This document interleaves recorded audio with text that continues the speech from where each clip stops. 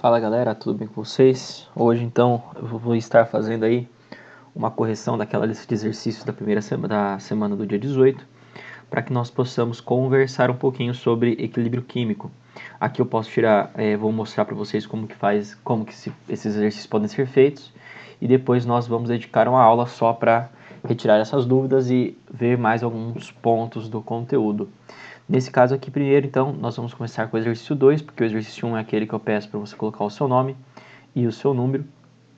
E vamos, então, para esse primeiro ponto.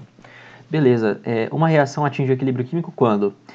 Se você lembrar parte do conteúdo, a equação atinge equilíbrio químico em duas situações, né? Ou melhor, num conjunto de situações.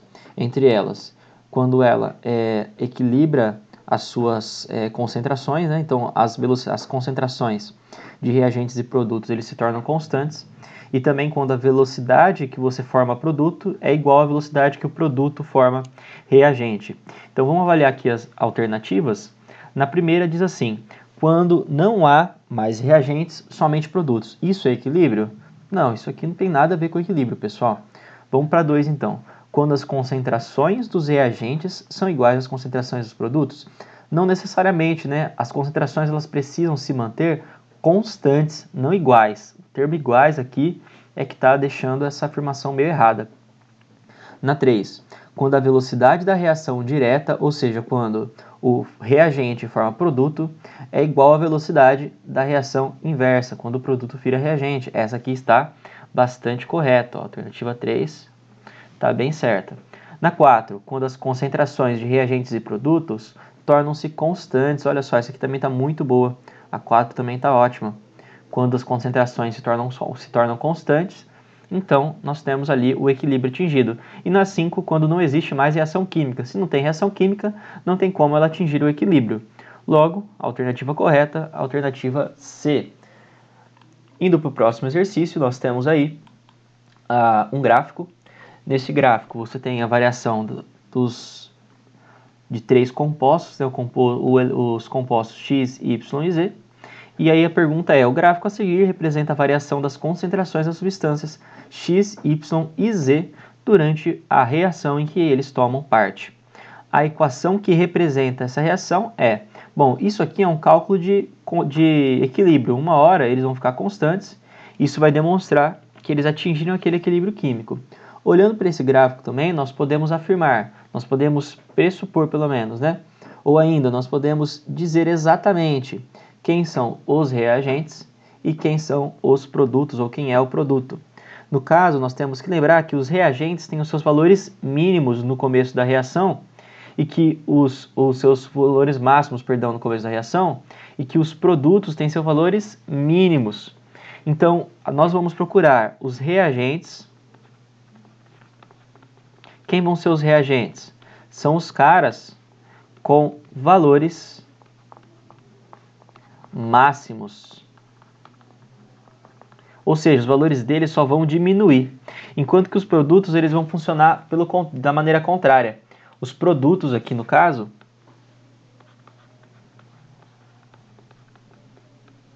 eles vão começar com seus valores mínimos.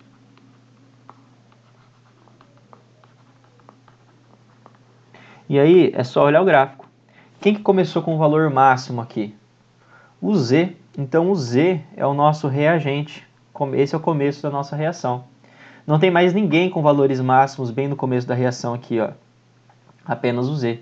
Então nós sabemos que é o Z que vai se decompor e formar os nossos reagentes. Por quê? Os nossos produtos. Por quê? Porque os produtos X e Y eles começam nos seus valores mínimos de concentração. Então vai ser Z que forma X mais Y. Essa será a alternativa correta da nossa questão. Depois, para cada um dos equilíbrios abaixo, representados abaixo, então quais são os equilíbrios que eles representam?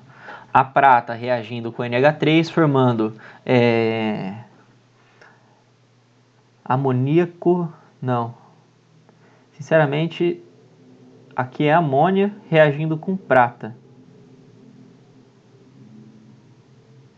Amônio de prata, eu não me lembro sinceramente, pessoal, o nome disso aqui. Vou procurar uma hora e aí eu passo para vocês em outra hora. Enfim, eu formo aqui o AgNH3, depois na 2 eu formo o zinco misturado com cobre, o zinco sólido misturado com cobre 2+, né? Eles vão fazer uma reação de oxirredução e o zinco vai oxidar e virar zinco 2+, enquanto que o cobre vai reduzir e virar cobre 0. E depois nós temos amônia mais água virando o cátion amônio mais o ânion OH-.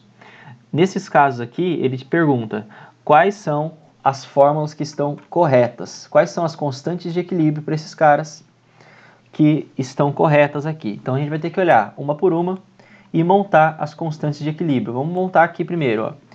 A equação número 1, ela vai ter uma constante de equilíbrio que vai ser na razão. Lembra que constante de equilíbrio, KEQ, ela é sempre igual à concentração dos produtos sobre a concentração dos reagentes, elevado aos seus coeficientes aí estequiométricos. Nesse caso aqui, ele já está tudo balanceado, ele dá equações que a gente não vai precisar balancear, o que é excelente, inclusive. Nós vamos, então, só ter que montar essas equações. Ó. Produto da primeira equação vai ser o Ag NH3, 2, a concentração desse cara aqui, dividido pela concentração do cátion de prata, Ag+, vezes a concentração de NH3. Atenção, hein? O coeficiente estequiométrico do NH3 é 2, então ele está elevado aqui ao quadrado. Tem que avaliar isso nas alternativas depois. Depois ele passa para a gente a alternativa 2. Eu vou colocar 2 aqui do ladinho. Nós vamos ver que nós temos aí substâncias sólidas no meio. E essas substâncias sólidas, elas não são consideradas no meio da sua equação. Então, olha só. Zinco sólido não entra na equação de constante de equilíbrio. Vai ser a concentração de cobre 2+, dividido,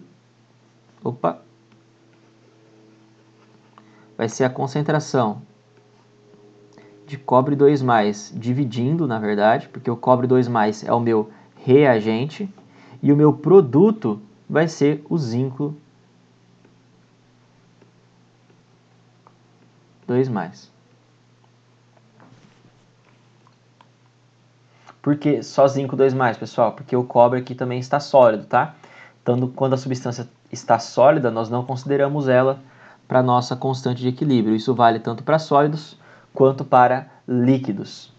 E aí, na questão 3 também, nós temos um líquido, que é a água, e líquido a gente não vai considerar na constante. E olha só, nosso produto é o NH4+, e o OH-, que são aquosos, então eles entram. Agora, o H2O não entra, só entra aí o NH3, a amônia. E aí você tem agora formado todas as suas equações químicas. A primeira seria AgNH3, 2+, né? A gente esqueceu de colocar o mais aqui. Então, a primeira está correta, olha, bem certinha. KEQ, AgNH3, 2+, dividido por Ag+, mais NH3, 2. Tá certinho.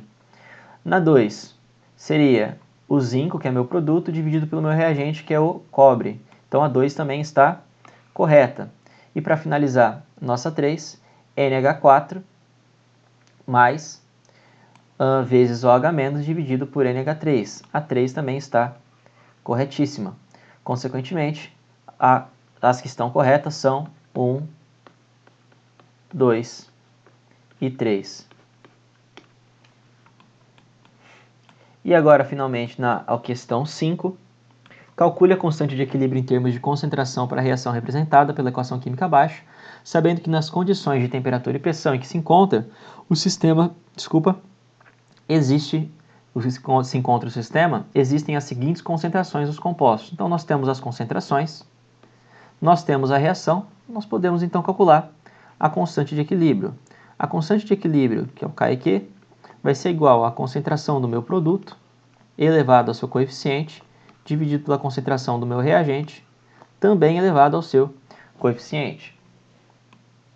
Meu produto aqui no caso é a concentração de NO2. Atenção, ó, ele está com o coeficiente 2 aqui, então ele é elevado ao quadrado. Dividido pela concentração de NO. NO também tem o coeficiente 2, então ele está elevado ao quadrado. NO é meu reagente agora, tá? Então ele vai dividir vezes a concentração de O2. Formada essa equação, nós podemos aí finalmente fazer o nosso cálculo. Os valores de concentração são 0,1 para o NO2, isso aqui vai estar elevado ao quadrado, 1 para o NO e 1,5 para o O2, dividido então por 1 elevado ao quadrado vezes 1,5. Resolve esse cálculo agora. 0,1 ao quadrado é a mesma coisa que 0,01. 1 ao quadrado é 1 e 1 vezes 1,5 dá 1,5 mesmo. E aí agora é uma questão de você resolver essa divisão aqui, que eu vou dividir aqui em cima. 0,01 dividido por 1,5. Eu tenho duas casas depois da vírgula aqui, ó. Então eu preciso também ter duas casas decimais aqui desse lado. Eu vou colocar mais uma casa decimal e cortar a vírgula. Agora a vírgula para mim não existe mais. Só apagar aqui esse tracinho primeiro. E agora eu vou calcular então 1 dividido por 150. Adiciono 0, põe vírgula, adiciono 0, mais um 0, mais um 0, mais um 0 e por fim mais um 0. 1000 dividido por 150, nós temos aí então 15, 150 com 150 dá 300, 300, 600, 900, então vai dar 6. 6 vezes 0, 0. 6 vezes 15, 90, para 100, vai sobrar aí 10. E aí você vai ver que vai cair numa dízima periódica, 666. Esse resultado vai ser aproximadamente as 6,6, você pode colocar. Deixa eu colocar exatamente como a gente encontrou ali, e aí eu mostro para vocês também a notação científica, tá? Esse resultado aqui, então, vai ser 0,006 infinitamente, ou ainda, você pode andar com a casa aqui, ó, 3 casas depois da vírgula, e falar que é 6 vezes 10 a menos 3. Esse é o valor de K e Q. E é assim que você consegue calcular aí essa constante, esse valor que é o nosso objetivo de aula. Pessoal, espero que tenha sido claro. Caso não tenha ficado alguma coisa muito clara, podem ficar à vontade para perguntar. E se for necessário, eu gravo um segundo vídeo para explicar melhor para vocês, se vocês não acharem que precisa de alguma explicação a mais. Beleza, pessoal? Agradeço e um bom estudo para todos.